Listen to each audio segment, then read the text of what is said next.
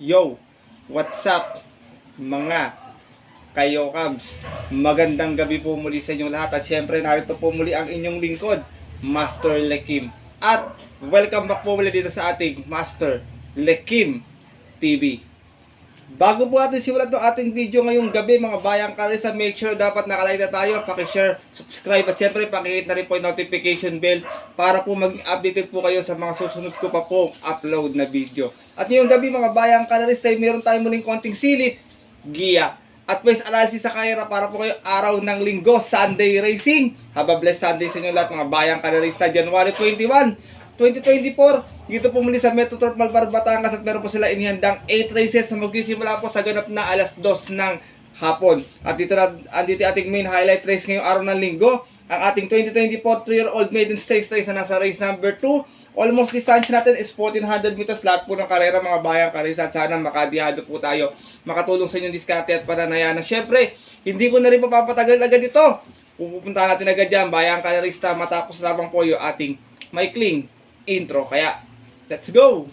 Mga kayo Cubs!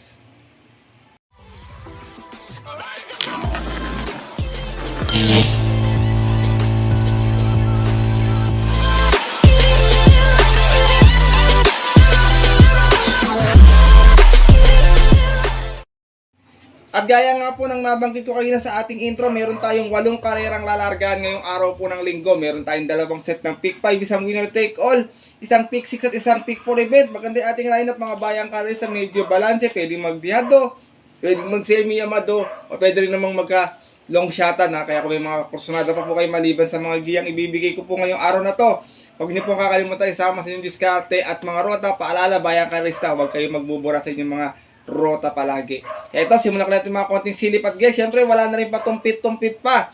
Good luck po sa inyong lahat. Have a blessed Sunday racing and start na po tayo. Race number 1, start na ating first pick 5 event. Sa itong Pilra Commating Base Class 5 5-point split. Meron tayong 5 kalawak na maglalaban-laban. Halos lahat may panalo. Rating base 5. Bayang karista, kayo nang bahala rito. Kasi sino mapipili yung kursunada yung magandang dihado dito. Dito sa karera na to, tingin ko pwede magdala ng Marte at itong si Meet Me in the Corner. Medyo mahaba na rin yung hininga itong kabayo na to. Tsaka minsan may balik pa. Kaya tingin ko kung sakaling hindi mabubuliglig, tingin ko pwedeng makachama. Pero pwede rin naman agapayan agad dito ng mga ibang may tulin din sa unahan. Kaya pipili na ako. First choice ko, pwede kong magapay nga po sa unahan, numero 1, Princess Belle, narerendahan po ni JD King Flores. Medyo buenas itong bata na ito ngayon, mga bayang karerista. Meron tong 131 flat last time. Dumating po itong pang-apat sa isang rating base 5 po.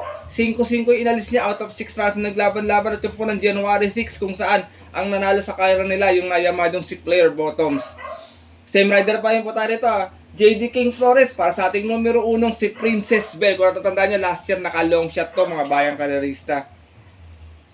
Second choice ko, gaya nga po na nabanggit ko, magdadala ng marcha. Baka makapagpahinga sa unahan, mabigyan ng 4 ay makatapos. Numero 3, Meet Me in the Corner. Narirendaan po ni CS Pare Jr. Itong si Meet Me in the Corner, last run sa 1200, may 116.8. Dumating po itong pang-apat kung saan umalis ito ng 2-2 out of 7 rounds na naglaban-laban. Sa rating base 5 din po ng January 10 kung saan ang nanalo naman po doon yung kabayong si Pad Sailing. From JG Serrano, balik ang renda kay CS Farid Jr. para sa ating numero 3 na si Meet Me in the Corner. Race number 1, anybody's race. Kung may nasisipat pa, dagdag na lamang bayang kalarista. 5 lang itong kalawak dito. First choice ko po muli, numero 1, Princess Belle. Second choice, numero 3, Meet Me in the Corner. Good luck po. At di pa tapos tayo sa ating race number 2 kung saan magsisimula ating winner take all event at ating main highlight race ngayong araw ng linggo, ang 2024 Pilracom 2-year-old maiden stakes race, 1400 ating distansya. Meron tayo itong 7 runners but 6 in betting number. Dalawa yung nawala sa kayar na to si Karing Melody tsaka itong si Diesel Stutz. Kaya tingin ko medyo madodominate ito yung yamadong numero 2 na si Batang Manda. Pero first choice ko rito, bayang karista, numero 3, Still Somehow. Narerendaan po ni Joel Ciego. Tingin ko medyo hindi pa naman gano'ng ginalaban to ng trial nila. Mukhang may nakatago pa ang preba. Madalas to yung quadra ito ay nakaka-upset ng outstanding mga bayang karista. Kaya siya napili kong first choice. Last run sa kanilang trial race ay may 129. Medyo bahagyang malayo nga po yung preba niya dun sa nanalo. Dumating niyo po yung Tercera, umalis to ng 7-5. Out of 9 runs na naglaban-laban yun po ng January 6 kung saan ang nanalo nga po doon yung Yamado dito sa karera ng si Batang Manda. Same rider pa rin po tayo rito, Joel Ciego para sa ating numero 3 na si Steel. Somehow na sana maka-upset bayang karerista.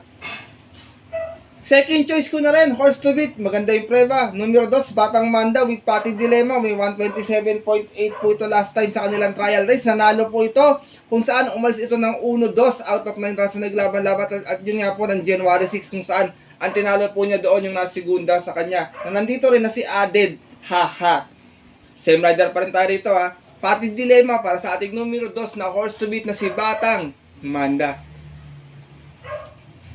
Race number 2, bayang karisa, mga tagupa po yung preba nito, kaya kung may mga nasisira po kayong kursunada, dagdag na lamang po tayo, baka pwedeng magkadihaduan po agad sa ating race number 2. First choice ko po muli, numero 3, Still Somehow. Second choice, numero 2, Batang Manda. Good luck po. At narito na po tayo sa ating race number 3 kung saan magsisimula naman natin pick 6 event. At isa itong field accommodating this class 5 point split muli. Meron tayong 6 runners na maglalaban-laban.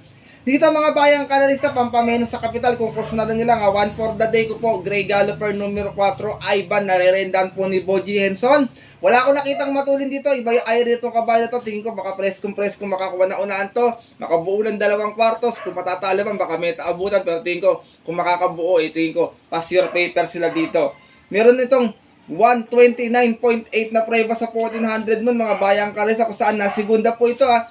Uno-uno yung kanya naging alis out of 11 runs na naglaban-laban sa rating B6 and 10 po at yun po ng December 29 kung saan ang nanalo po doon yung kabayong si Captain Det. From Christian Advinco na this time po rerenda Boji Henson para sa ating Gray Galloper na numero 4 si Ivan. Race number 3, kung may nasisipat kayo magandang pang-upset mga bayang karisa, kayo na pong bahalang magsama na lamang. Pero ako po, para po sa akin, tingin ko pwede ko pong ibigay na 1 for the day para sa inyo mga kayo Cubs. Numero 4, Ivan. Good luck po. At dako na po tayo sa ating race number 4 kung saan mag-start yung ating second pick 5 event. At isa itong field accommodating base class 3, 40, 46, 47, 53 merge race. At meron tayo ditong 8 runners but 8 runners but 7 in betting number lamang po. Dito ako, first choice ko, Giant Killer, numero 7. Life Gets Better, nare-rendahan po ni Joel Ciego. Siya may mga kabigat na peso rito, 57 yung kanyang peso. Last run, may 127.4 lamang. Natarasera to, doon sa karera na tinakbuhan po ni Palawig. Dos-dos yung naging outings niya. Out of 7 runs na naglaban-laban sa merge race pong rating base 47.53 at yun po ng January 7 kung saan si Joel Ciego rin po yung Romenda para sa ating numero 7 si Life Gets Better. To kabayan to, pag magaling yung kalaban, magaling din to bayang karalista, kaya talagang nasarap tayo to lalo na pag dehado. Second choice ko, nagbabalik pista, imported horse, Kasakan, nare-rendan po ni Eminem Gonzalez, numero 3 po ito. Ito, galing sa mabang pahinga, mga bayang kalisa. Pero kung natatandaan nyo po ito, kabatch po ito nila Platinum Pro League, nila Summer Brew, nung naglabasan po yung mga imported noong last year, bayang karalista. Itong si Kasakan, dirimating kabayo ito. Ewan ko lang kung nagbago na yung running style niya kasi medyo nagpalit na ng taon, tsaka medyo napahinga to ng medyo ilang buwan din. Pero meron tong 139.8 sa 1 milyang preba mga bayang kalisa kung saan nasegunda po ito noon. Umalis ito ng sa stress out of 9 runs na naglaban-laban sa rating base 40 to 46 at yun po ng July 23 kung saan tinalo po siya doon nung nandito sa karera ngayong si Platinum Pro League. From Noel C. Lunar, this time balik ang renda na kay Eminem Gonzalez para sa ating nagbabalik na numero 3 na si Kasakan. Isinasama ko pong third choice, another Giant Killer. Pag magaling yung kalaban, magaling din tumakbo. Numero 5, Sophisticated. Nare-rendahan po ni CS Pare Jr. Ito naman si Sophisticated. Pwedeng remate, pwedeng makaagapay agad. Last run, may 125.8. Dumating ito pang 4. Umalis ng 4-4 out of 7 runs na naglaban-laban. Rating base 40 to 46 at yun po ng January 14. Kung saan, nakakalaban nila ngayon yung nagdodominang imported na si Senshi Spirit. Same rider pa rin tayo rito ha. Si S. Pare Jr. Para sa ating numero 5 si Sophisticated. Race number 4, mga bayang kalesa, paumanhin kung wala akong Platinum Pro League kasi di ko pa napapansin, paiba-iba po kasi yung running style niya, minsan nasa unahan, minsan po paririmatiin, pero kung kursunado niyo po, kayo na pong bahalang magdagdag na lamang, tingin ko pwedeng magkadiaduan dito sa ating race 4. First choice ko po muli, numero 7, Life Gets Better. Second choice, numero 3, Kasakan. At third choice, yung numero 5, si Sophisticated. Good luck po. At narito na po tayo sa likod ng ating programa, race number 5, kung saan parating ito na ating first pick 5 event. Magsisimula naman yung ating pick 4 event. Isa itong Pilra Commuting Base Class 5, 6, and 10 split. Meron tayong 8 runners na maglalaban-laban. Dito mga bayang kalesa, pagpaumanin na, paspo muna ako kay My Dad Bobel kasi wala rin permanenteng takbo. Pero kung kursunadan nyo po, kaya nga po na nabanggit ko, kayo na pong bahala magdagdag na lamang. Baka po isipin nyo, niluluwang ko po kayo. First choice ko po rito, numero 1, Angry Maxi, nare-redan po ni Charles Reyes. Itong kabayo ito, sinusubok-subukan na last time, tsaka pinare-rimarimatin na rin. Meron itong 129.2 ng huling tumakbo nun, Tarsera to dumating. 7-7 naging alis, out of 9 runs na naglaban-laban. Same rating base din po dyan po ng October 22. Kung saan ang nanalo po doon, last race, yung kabayong si Waray na may dapa. From Allison Public, this time ang re-renda, Charles Reyes. Para sa ating numero 1, si Angry Maxi, to mababa na rin sa grupo to, bayang kalarista. Second choice ko, Grey Galloper, reported horse numero 4, Happy Maggie, nare-renda naman po ni Allison Public. Ito naman si Happy Maggie, last time may 130.2, na Tarsera to ha. 9-9 naging alis, out of 9 runs naglaban-laban sa rating base 6 and 10. At yun po ng January 13, kung saan ang nanalo po doon last race yung kabayong si Humble Strike. Same rider pa rin tayo ito, gamit ito ni Allison Public. Itong ating numero 4, imported horse na si Happy Maggie. Sinasama ko pong third choice, bagamat wala ko nakitang ganong matulin, baka makaporma sa unahan, maalala yung tulin niya dati. Numero 6, iikot lang, nare-rendahan po ni I.M. Adona. Itong kabayo na to, may angkin tulin to, lalo pag napabayaan sa unahan, wala naman ako nakitang ganong pwedeng gumulo sa kanya, maliban kay Jersey Crown kung sasabay, pero tingin ko kung walang ganong sasabay, makakabuo ng ire ito. Meron tong 114 flat sa 1200 nun, kung saan nasigunda to, umalis ito ng 1-2. Out of 8 runs naglaban-laban sa rating base 16-21 pa po. Dalawang grupo na po na ibaba nito po ng November 3. Kung saan, tinalo po siya doon nung kabayong si Darna. From O'Neil P. Cortez, isubukan lang rin na kayo kay RM Adona para sa ating numero 6 na si Iikot lang. Race number 5, bayang kalarista. First choice ko po muna nito, numero 1, Angry Maxine. Second choice, numero 4, Happy Maggie. At third choice, yung pwede magdala ng martyang numero 6 na si Iikot lang. Good luck po. At narito na po tayo sa ating race number 6. 1400 mula ating distansya. At isa itong Pilra Commuting Base Class 4, 28 and 33. Meron tayong 7 runners na maglalaban na rito. Pero para sa akin, 2 horse race lang to, bayang kalarista. Dito ako, first choice ko, maganda yung post position, magdadala ng marcha. Pag nakaporma sa una, nakabuo na ere. Pass your paper sila. Numero 1, Runway 10. Nare-rendahan po ni Boji Henson. Itong si Runway 10, mga bayang kalisay, may 126.4 to sa 1400 nun. Nanalo po ito. Umalis ng 1-1. Banderang tapos, out of 14 runs na naglaban-laban sa rating base 22-27 po. At yun po ng December 17, kung saan tinalo niya po doon yung kabayong si Sundance. From CS Para Jr., balik ang renda this time kay Boji Henson para sa ating numero 1, si Runway 10. Kung sakaling may magtangka nga po sa area ni Runway 10 na bumasag ng pacing niya, itingin ko pwedeng mapabor po ito sa mga derimati natin. Kaya sinasama ko na rin second choice, horse to beat, tingin kong kalaban nila. Numero 5, Full Combat Order. Nare-rendahan po ni JD King Flores. To last run, segunda may 127.4. Umalis ng 6-6, out of 8 runs na naglaban-laban. Same rating base di po ng January 15. Kung saan nakalaban nila po doon yung heavy favorite na si Daily Burn. Same rider pa rin tayo rito, JD King Flores para sa ating numero 5, si Full Combat Order. Race number 6 po, bayang kalarista. First choice ko po muli, Speed Horse numero 1, Runway 10. Second choice numero 5, Full Combat Order. Good luck po. At narito na tayo sa ating penultimate race ngayong araw po ng linggo. Race number 7, 1400 yung ating distansya muli. At isa itong Pilra Commuting Base Class 4, 16-21 split. Meron tayo ditong 9 runners but 8 in betting number lamang po.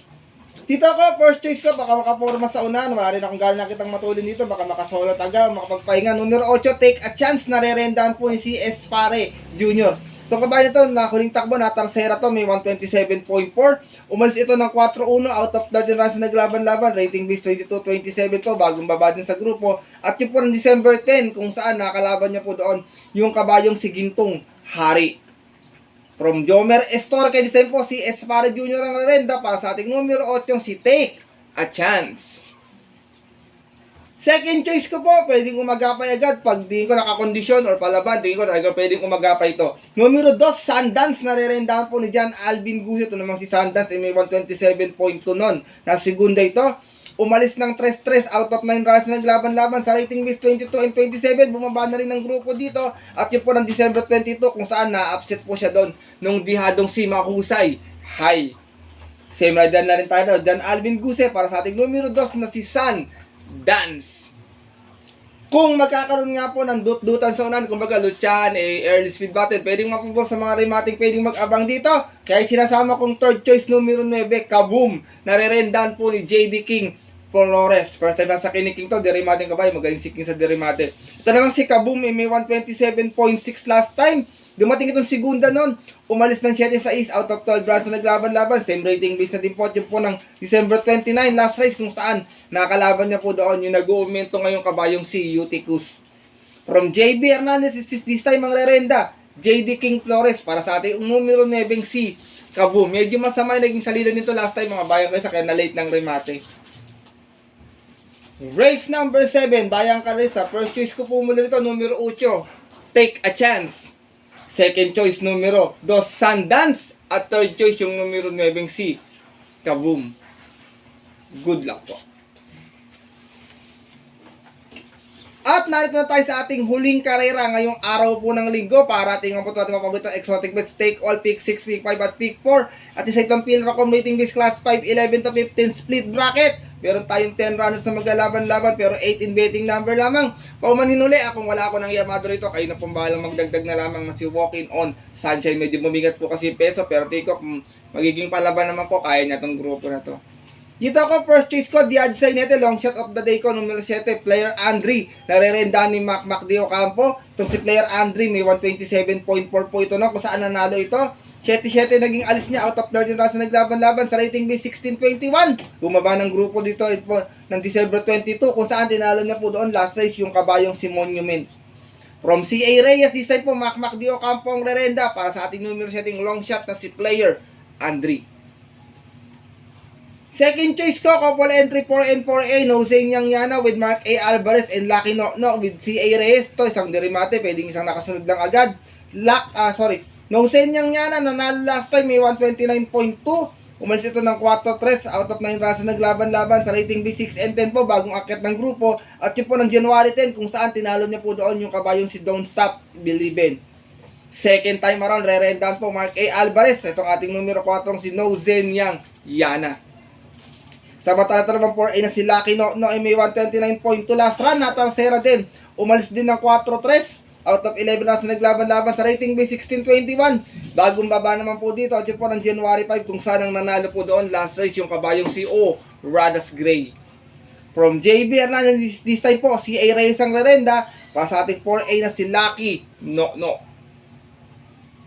Isinasama ko pong third choice, madalas mambulaga ito, lalo pag wala sakiti, tsaka diado baka kursunada nyo lamang, pwede nyo isama. Numero 9, You Never Know, narerendahan po ni Kelvin Nabobo. Itong si You Never Know, may 128.6 to sa 1400, dumating itong pang-apat nun.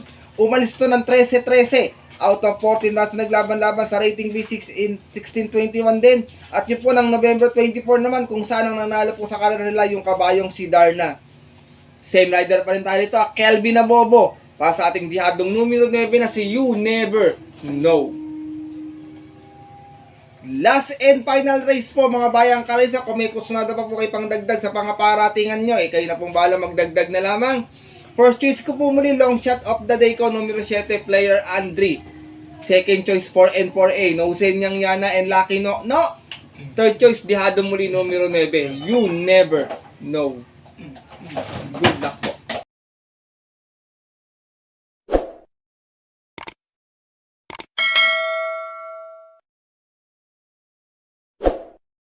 Yun po mga bayang karerista at ang ating mga kayokabs. Sa tapos na po ang ating video na ating konting silip at giya para po ngayong araw ng linggo. Sana po makatulong sa inyong diskarte at pananaya. Pwede nyo pong sundin to mga bayang karerista. Pwede naman pong hindi. Pwede nyo gawing guide lamang sa inyong mga mapipiling kursunada. Ito yung sariling aral ko lamang po. Kuro-kuro at opinion po sa karera.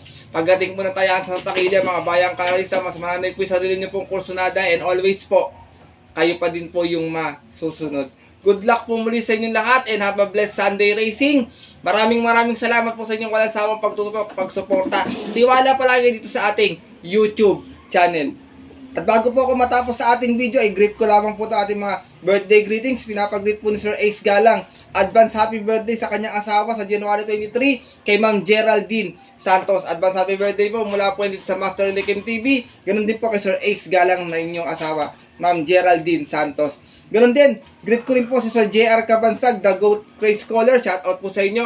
Maraming salamat sa pagbisita at pinapag-greet din niya ng happy birthday sila Leonora Ilang Marasigan at si Tatay Pabi. Mula po yan kay Sir JR Cabansag. Shout out po sa inyo. Shout out ko rin syempre mga always present dito sa ating YouTube channel kay Sir Fergie ng Iams OTV, kay Christian Fernandez, kay Jake, ganun din kay Elmer Hernandez, Roger Santiago, Orlando Pascual, Raul Rivera, Ronnie Baon, shout out sa iyo. Kay Sir Jordan Palma, at pinapaglit po niya yung mga batang tundo ng Angustia, Calle China, kay Boss Kongkong Ezeder. Mula po yan kay Sir Jordan Palma. Shout out po sa inyo at advance happy fiesta din po pala dyan sa Tondo, Manila, mga bayang kalis natin dyan. Shout out po sa inyo. At ganoon din po sa mga bayang kalis sa mga paborito na lang OTVs na pinupuntahan.